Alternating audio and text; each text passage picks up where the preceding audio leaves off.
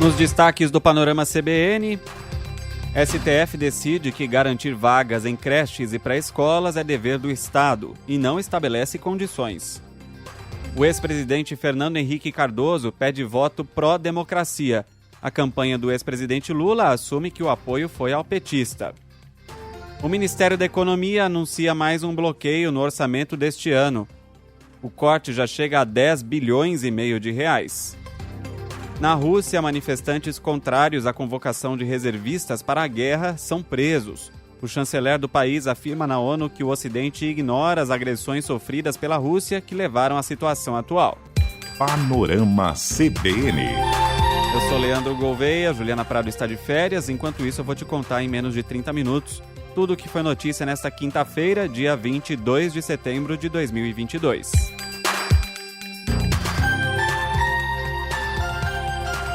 O Supremo Tribunal Federal decidiu que é dever do Estado garantir vagas em creches e pré-escolas a crianças de 0 a 5 anos de idade.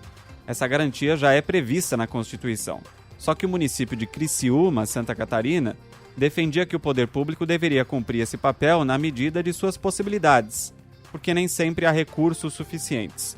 Além disso, dizia que o Poder Judiciário não poderia interferir nos planos e metas municipais. O plenário do STF fixou a tese de que a educação básica é direito fundamental, assegurado por normas constitucionais de eficácia plena e aplicabilidade imediata, e declarou que vagas em creches e pré-escolas podem ser exigidas individualmente por meio de ações na Justiça. Na sessão de ontem, 6 ministros já tinham votado a favor de confirmar a garantia constitucional, mas ainda havia divergência sobre o estabelecimento ou não de condições para o cumprimento da regra. E hoje o plenário formou maioria para não estabelecer condicionantes. CBN Eleições 2022. Representantes da classe artística vão entrar com uma ação no Tribunal Superior Eleitoral em que acusam o governo Jair Bolsonaro de perseguição política contra artistas que manifestam suas preferências políticas no período eleitoral. A ação é encabeçada por um escritório contratado pela produtora Paula Lavigne, esposa de Caetano Veloso, foi provocada pela suspensão do cachê de Maria Gadu pela Prefeitura de São José dos Campos, no interior de São Paulo. No último sábado, a cantora ergueu uma toalha com a imagem de Lula durante um show na cidade. E depois disso, os empresários dela receberam um ofício informando que o Ministério do Turismo bloqueou as contas de onde sairiam o pagamento de cachês com fundos do Programa Nacional de Incentivo à Cultura, que financiariam o show. O bloqueio prejudicou todos os artistas que se apresentaram no evento, entre eles o cantor e compositor Arnaldo Antunes. Hoje, ministros do Tribunal Superior Eleitoral se pronunciaram. O presidente do TSE, Alexandre de Moraes, disse que qualquer desrespeito não será tolerado e chamou também as milícias digitais de covardes. Falou que a justiça vai fazer com que as pessoas que fazem ameaças respondam por elas. A ministra Carmen Lúcia pediu segurança e paz nas eleições e disse que ninguém pode ser cerceado sem motivo legal. Não é possível que, a poucos dias da eleição, os artistas sejam ameaçados, censurados, e o Supremo já disse que censura não pode existir nos termos expressos da Constituição. Nós queremos que, nesses dias, todos os cidadãos brasileiros sejam livres no seu direito de se informarem, serem informados. Hoje, a maioria dos ministros do TSE também determinou a remoção de vídeos divulgados pelo filho do presidente, Eduardo Bolsonaro, que tratavam da distribuição do famigerado kit gay. Em 2018, o TSE já tinha determinado a remoção de vídeos como esses, mas os trechos voltaram a ser divulgados. E neles, o presidente Jair Bolsonaro mente que o PT iria distribuir um kit gay nas escolas para crianças e adolescentes. Na verdade, o material que motivou esse boato, de 2010, integrava o programa Escola Sem Homofobia, que tinha como objetivo combater o preconceito, mas nem chegou a ser distribuído por causa da reação de grupos intolerantes. Inicialmente, o relator do processo não acolheu um pedido da campanha de Lula, mas o ministro Alexandre de Moraes divergiu por considerar que há propaganda enganosa, abuso da liberdade de expressão e preconceito contra um grupo minorizado. Aqui nós temos uma dupla finalidade ilícita. Primeiro, a notícia é falsa. E segundo, há aqui o tom discriminatório, é que essa distribuição do kit gay é para incentivar, numa clara afirmação preconceituosa, para incentivar o homossexualismo nas escolas. Ou seja, é toda uma montagem, uma narrativa fraudulenta. Moraes foi acompanhado por Ricardo Lewandowski, Benedito Gonçalves e Carmen Lúcia. Também hoje o plenário do TSE confirmou outras liminares contra a campanha de Jair Bolsonaro. Uma delas determinou a remoção do vídeo em que o presidente aparece fazendo um discurso a militantes dele da sacada da casa do embaixador do Brasil em Londres. O entendimento é de que isso fere a isonomia, já que o presidente tem a vantagem do cargo de chefe de Estado. TSE também determinou a suspensão da propaganda em que a primeira-dama, Michele Bolsonaro, aparece por tempo superior ao limite previsto em lei, que é de 25%. Outra decisão determinou a suspensão de um vídeo do PL, partido de Bolsonaro, no YouTube, que fazia críticas ao sistema eleitoral com fotos de políticos. No entendimento da ministra relatora, não havia transparência sobre o partido que propagava a informação. A lei eleitoral exige que o impulsionamento contenha a indicação do CPF ou do CNPJ, bem como a identificação inequívoca de que se trata de propaganda eleitoral.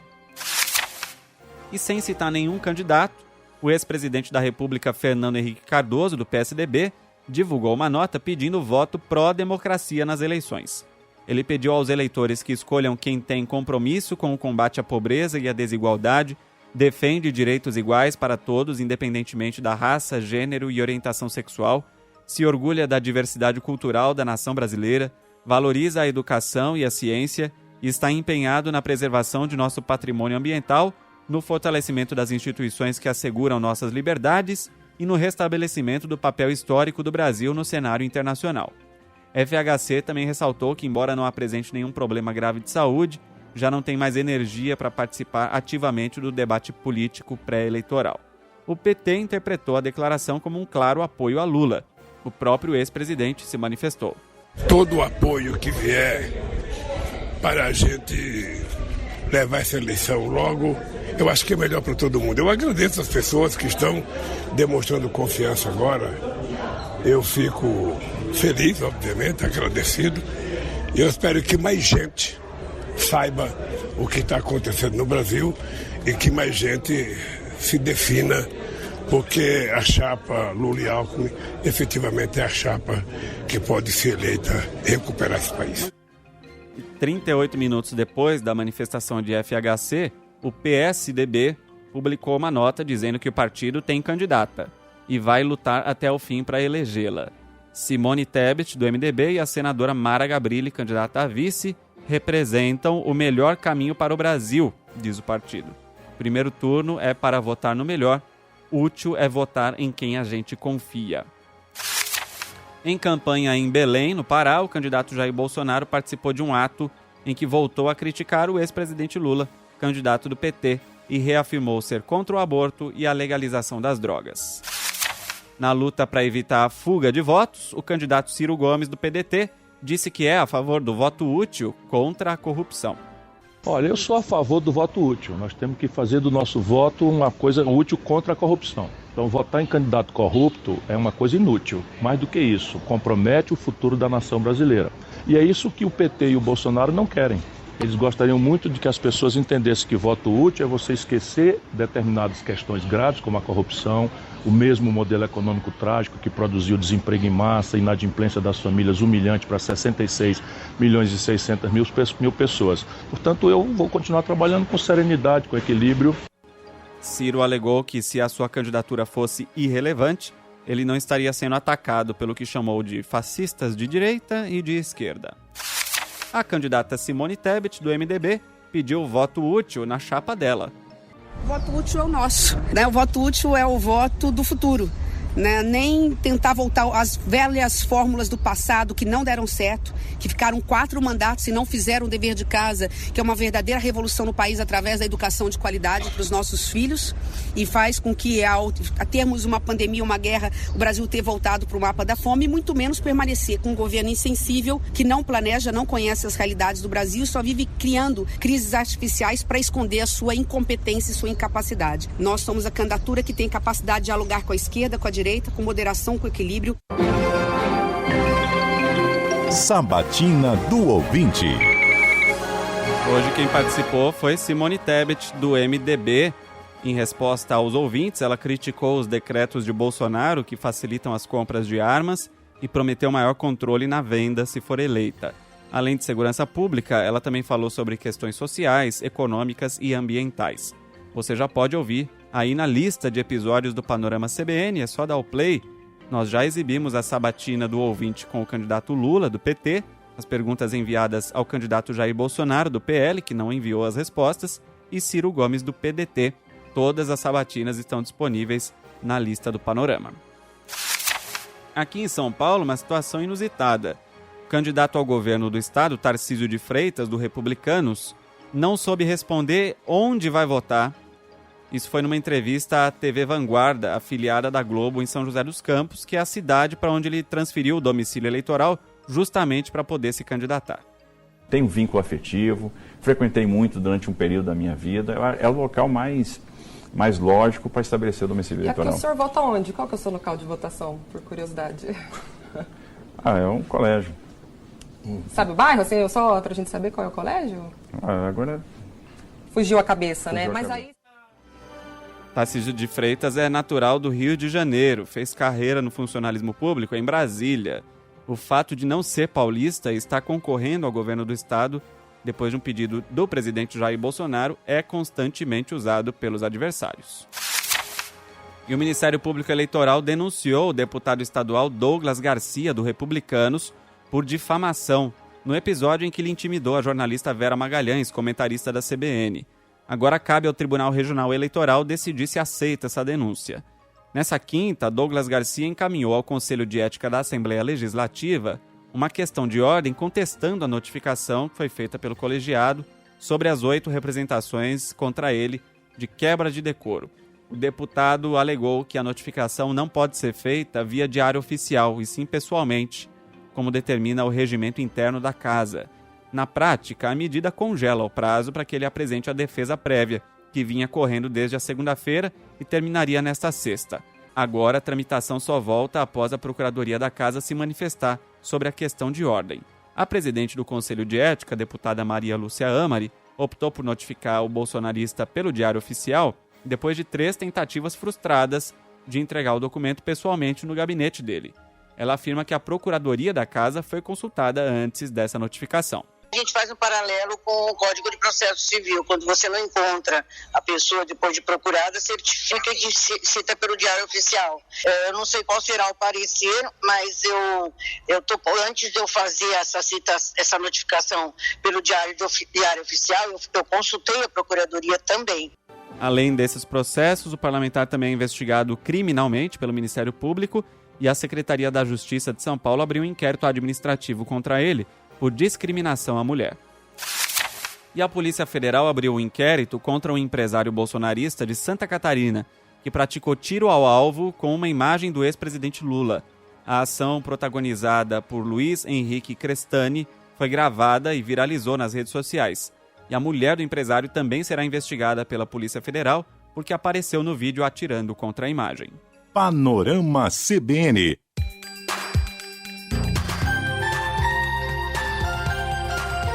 E a Câmara de Coordenação e Revisão do Ministério Público Federal homologou o arquivamento do inquérito civil sobre as pedaladas fiscais usadas como justificativa para o impeachment da ex-presidente Dilma Rousseff.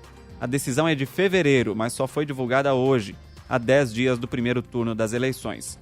O argumento usado para arquivar a ação foi de que tanto o Tribunal de Contas da União quanto a Corregedoria do Ministério da Economia afastaram a possibilidade de responsabilização dos envolvidos. Agora uma pausa aqui no noticiário para o recado do nosso patrocinador.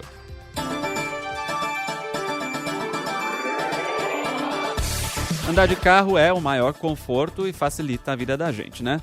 Mas os gases emitidos por eles causam danos ao meio ambiente. Isso acontece por causa da emissão de CO2. O excesso dele na atmosfera provoca aquecimento global e mudanças climáticas. Se preocupar com essa questão ou optar por um carro sustentável é importante porque afeta a sua qualidade de vida e a das gerações que ainda estão por vir. O Banco BV neutraliza as emissões diretas e indiretas de carbono. Desde janeiro de 2021, todos os carros financiados pelo BV têm as emissões de CO2 compensadas. Na prática, isso quer dizer que todo o carbono liberado pelos veículos será compensado com ações que retiram o gás da atmosfera ou que evitam que mais dióxido de carbono seja gerado. Assim, a conta fica zerada. A compensação é feita por meio da compra de créditos de carbono. Saiba mais em bv.com.br ou siga o BV nas redes sociais através do @BancoBV.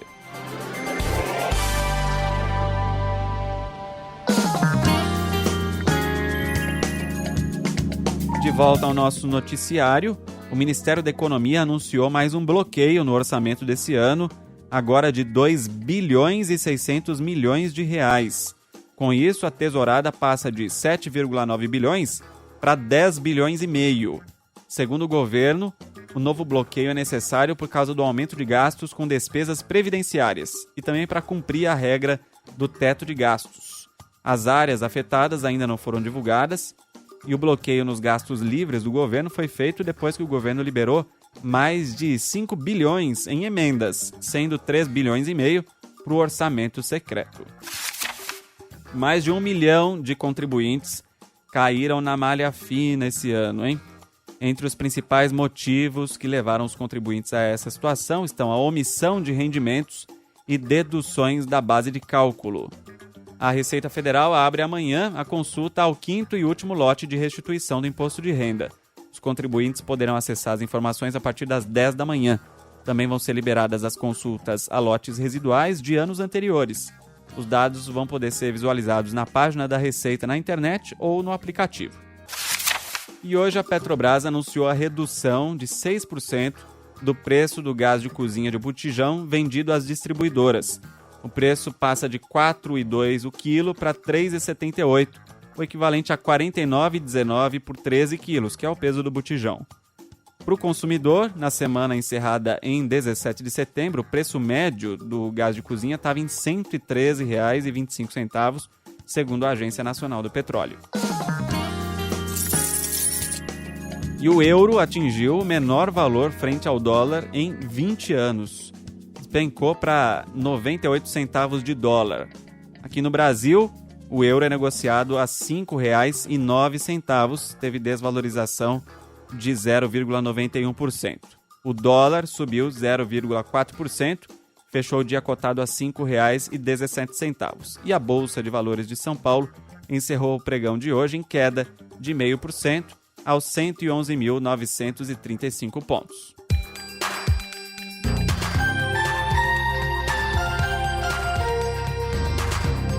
Está internado em observação em Belo Horizonte o homem que manteve em cárcere privado por mais de 15 horas uma criança de 7 anos e um jovem de 23.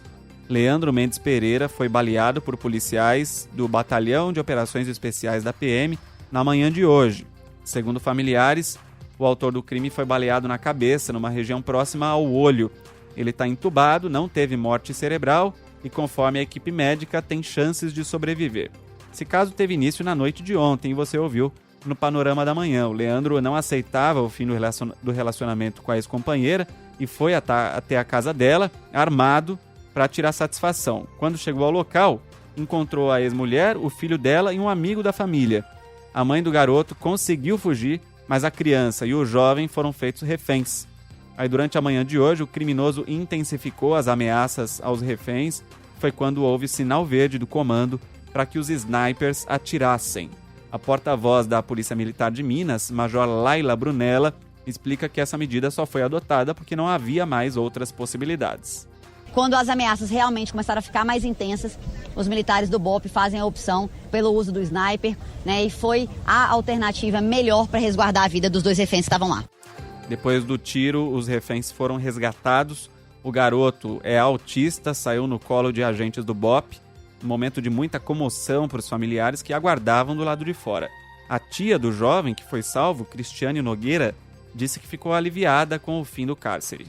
Terminou tudo bem, graças a Deus. Principalmente por causa do Arthur, que ele é um menino especial. É um misto de alegria, de graças a Deus deu tudo certo. E agora é agradecer a Deus, porque eu orei muito, pedi muito a Deus. Segundo a Polícia Militar, Leandro possui um histórico de violência doméstica. Em 2008, ele cometeu um feminicídio contra uma ex-companheira e cumpriu pena por esse crime até 2016.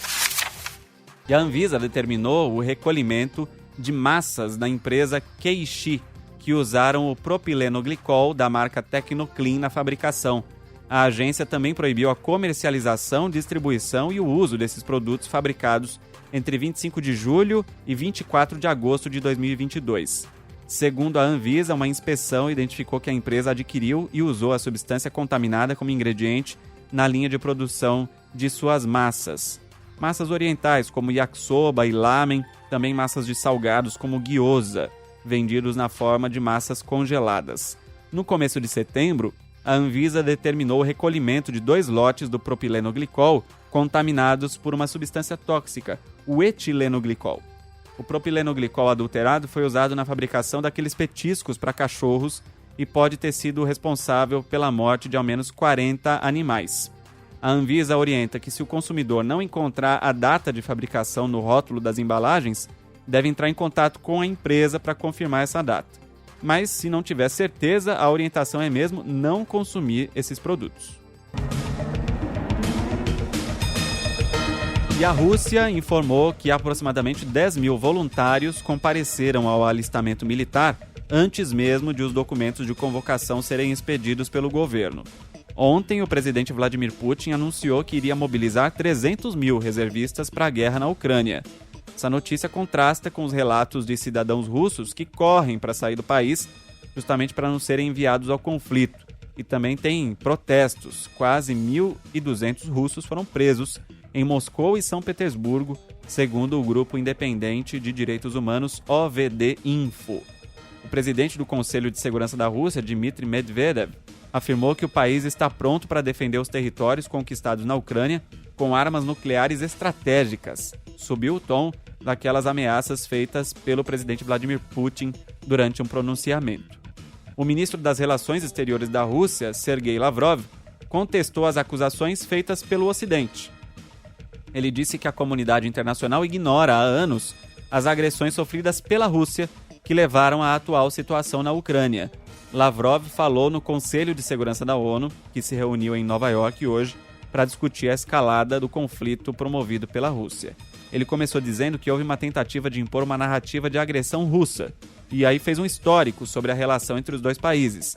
Acusou a Ucrânia e os aliados ocidentais de impunidade na região do Donbass, alegando que Kiev estava negando direitos básicos à população de língua russa do local.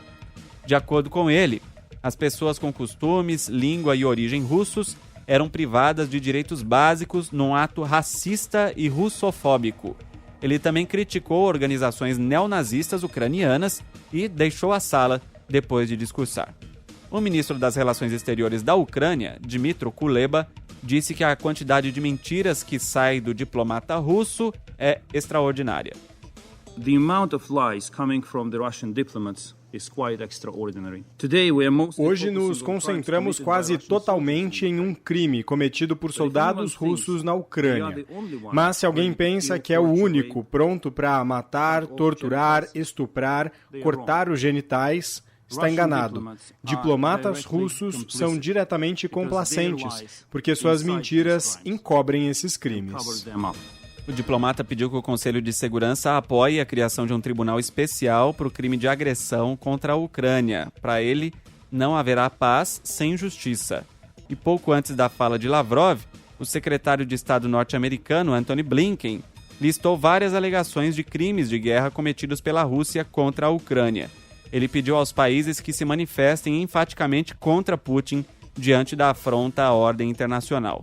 Blinken afirmou que o mundo está sendo ameaçado diante dos próprios olhos e que o Conselho não deve permitir isso.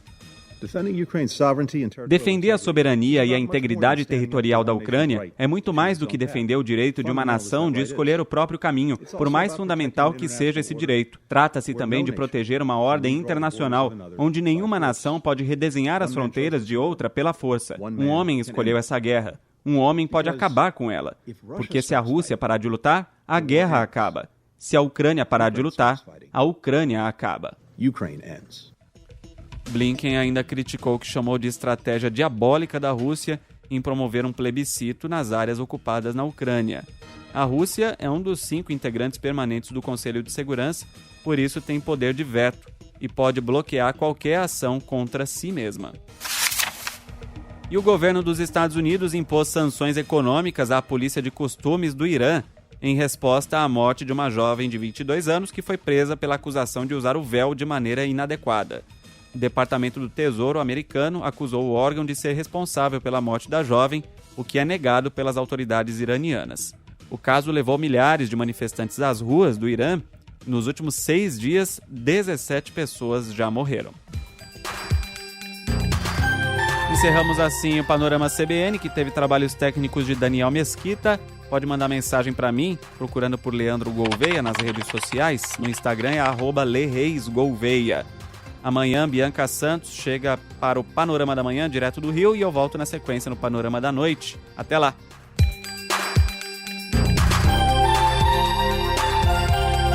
Panorama CBN. As principais notícias do dia em menos de meia hora.